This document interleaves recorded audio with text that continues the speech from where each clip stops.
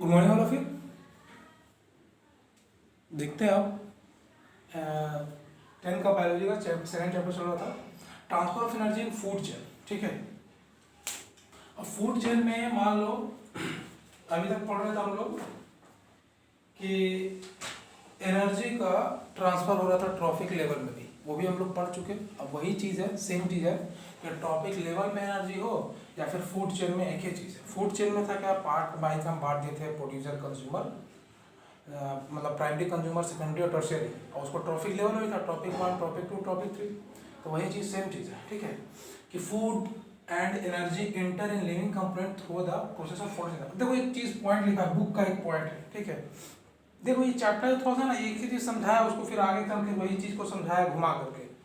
तो इसमें एक इंपॉर्टेंट चीज़ बुक का लिखा हुआ कि फूड और एनर्जी, ठीक है, फूड और एनर्जी जो है लिविंग कंपोनेंट में कहाँ से आएगा, फोटोसिंथेसिस आएगा। ये कैसे, तुम लोग खुद सोचो। देखो प्लांट है तो प्लांट ही ना सारा एनर्जी का सोर्स क्या है हम लोग के लिए, प्लांट है। प्लांट कहाँ से ले रहा है एनर्जी, सनलाइट से। तो जो एंट्री कर रहा है लिविंग कंपोनेंट में फूड और एनर्जी कहाँ से कर रहा है, फोटोसिंथेसिस की वजह से। क्यों, क्योंकि प्लांट हम लोग खा रहे हैं, चाहे वो हर्बीवोर्स हो कार्निवोर्स हो, इनडायरेक्टली वे में क्या है, प्लांट से एनर्जी ले रहा है। तो वही देखो, प्लांट से हर्बीवोर्स, हर्बीवोर्स से कार्निवोर्स खाएगा। अब यही जो एनर्जी फ्लो कर रहा है ना, उसी को हम लोग देखते हैं फ्लो चार्ट में। अब फ्लो चार्ट में तुम लोगों को पढ़ा हुआ, बट उसको लिखा हुआ अलग से, फिर से पढ़ना पड़ेगा हम लोग को। देखो स्टेप 1 है प्लांट्स ट्रैप सनलाइट, मतलब सनलाइट का जो एनर्जी है वो क्या करता है, प्लांट्स ट्रैप करके रखता है, which falls on leaves and use during photosynthesis. देखो जो भी पत्ते पे लाइट फॉल कर रहा है उसमें एनर्जी है, सनलाइट एनर्जी है। अब पता है अल्टीमेट सोर्स ऑफ एनर्जी है सनलाइट, हम लोग को नॉर्मली पता है। प्लांट्स जो क्या यूज करता है, क्लोरोफिल उसको ट्रैप करता है और फोटोसिंथेसिस के दौरान उसका यूज करता है। ठीक है, जो कि कितना होता है, जितना भी एनर्जी फॉल कर रहा है उसका 1% सनलाइट से एनर्जी मिलता है, और उसको स्टोर करता है केमिकल एनर्जी में। केमिकल एनर्जी में स्टोर करने का मतलब क्या है, वो एनर्जी स्टार्च और ग्लूकोज में, मतलब जो उसका खाना होगा उसमें वो एनर्जी स्टोर हो रहा है। जैसे हम लोग का एनर्जी यूज हो रहा है ना, स्टोर हो रहा है ना, फैट वगैरह जो हम लोग की बॉडी में ग्लाइकोजन ये सब है, वैसे ही। और वो एनर्जी क्या हुआ, and this energy use during metabolic activity. मतलब अब यही एनर्जी जो स्टोर हुआ है वो कब यूज होगा, मेटाबॉलिज्म, यानी मेटाबॉलिक एक्टिविटी, चाहे ब्रेक डाउन हो रहा हो या फिर कुछ बन रहा हो। मेटाबॉलिक एक्टिविटी मतलब कुछ बनना या टूटना। तो रिस्पायरेशन है, ग्रोथ है, रिप्रोडक्शन है, फिर मान लो एक्सक्रीशन है, सर्कुलेटरी सिस्टम में आएगा, डाइजेस्टिव सिस्टम, सारा में यूज होगा ये स्टोर्ड केमिकल एनर्जी। ठीक है, फर्स्ट स्टेप में था। सेकंड स्टेप में क्या है, अब प्लांट जो खाया उसके पास एनर्जी आया, अब प्लांट से ट्रांसफर किस में होगा, कंज्यूमर में। तो कंज्यूमर सबसे पहले कौन सा आएगा, हार्बीवोर्स होगा, प्लांट को खाने वाला हार्बीवोर्स।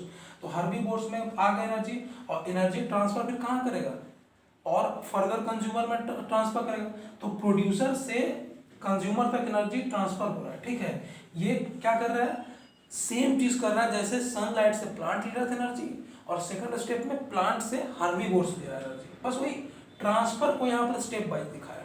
ठीक है, और फिर इसमें जो एनर्जी रहेगा वो कब यूज करेंगे, हम लोग कब यूज करते हैं एनर्जी, डाइजेशन में, ए में, क्या बोलते हैं, जो प्लांट यूज कर रहा है, जितना जितना प्लांट करता है उतना हम लोग भी करते हैं। उन लोगों में एक्सक्रीशन है, भले उन लोग में हम लोग अच्छे से नाम नहीं दे पाते हैं, मान लो एक्सक्रीटरी सिस्टम, ट्रांसपोर्टेशन देते हैं लोग वेस्ट प्रोडक्ट में, फिर भी उसमें भी पढ़ना ही रहता है। सारा चीज उन लोग में है, रिप्रोडक्शन भी है, एक्सक्रीटरी भी है, फिर क्या ट्रांसफर हम लोग पढ़ते हैं ब्लड के बारे में, उन लोग में ट्रांसफर आता है ना, ट्रांसफर ऑफ वाटर और फूड ये सब। ठीक है, मेटाबॉलिक एक्टिविटी में। बट अब होता क्या है कि ट्रांसफरिंग के दौरान कुछ जो एनर्जी है, some energy unutilised and release in environment, कुछ एनर्जी एनवायरमेंट में रिलीज होता है। ठीक है, जो किसी के द्वारा यूटिलाइज नहीं होता, वो समझो हम लोग से निकल गया और वो एनवायरमेंट में चला गया, ना हम मेरे यूज आया ना प्लांट के यूज आया। ठीक है, आगे देखते हैं। अब स्टेप 3 में देखो क्या है, बोल इसमें सेम चीज लिखो कि transfer of energy in ecosystem from producer to consumer, energy is not created only transferring from one trophic level to another. मतलब क्या बोला है इकोसिस्टम में प्रोड्यूसर से कंज्यूमर के पास जा रहा है एनर्जी, ठीक है। एनर्जी क्या कर रहा है, क्रिएट नहीं कर रहा है कोई, हम लोग थोड़ी बना रहे हैं एनर्जी, हम लोग प्लांट से लिए, प्लांट सनलाइट से लिए, ठीक है। तो ये ट्रॉफिक लेवल में या फूड चेन में सिर्फ ट्रांसफर हो रहा है, पास ऑन हो रहा है, उससे वो लिया और उससे वो लिया, ठीक है। अब क्या होता है, during energy transfer some energy, वही चीज है, रिलीज होता है एनवायरमेंट में जो अनयूटिलाइज होता है, ठीक है। बट एक चीज है कि in every trophic level energy is decreasing, मतलब क्या है, हर मतलब कि स्टेप में, हर ट्रॉफिक लेवल में एनर्जी का जो क्वांटिटी होगा या फिर उसके पास जो एनर्जी का स्टोरेज होगा वो कमता जाएगा, ठीक है। ये 10% रूल में पड़ेगा, ठीक है। तो हर ट्रॉफिक लेवल पे एनर्जी कमता जा रहा है, जैसे प्लांट से डियर, डियर से लायन, लायन से डिकम्पोजर, तो ये क्या है, ऐसे ही चलता रहेगा, ठीक है। अब इस फ्लो चार्ट में जो पढ़े हैं हम, ठीक है, क्या पढ़े हैं, ये देखते हैं जो पढ़े हैं कि flow of energy cyclic but unidirectional. जो एनर्जी का फ्लो है वो है साइक्लिक, मतलब क्या, प्लांट से डियर, डियर से लायन, लायन से डिकम्पोजर, फिर से इन्वायरमेंट में आया तो कुछ जो होगा सॉइल में मिला, एयर वाटर में मिला, वापस फिर से ऑर्गेनिज्म में आ गया, प्लांट में आ गया।